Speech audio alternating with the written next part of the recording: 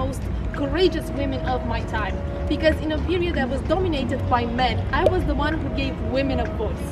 I fought for women's rights and for the equality of chances for women here in Romania. I come from a very important family in Brasov, the Bailescu family. My father was an archpriest here, and he helped build the first Romanian Orthodox church in the city, which can be found in the council square.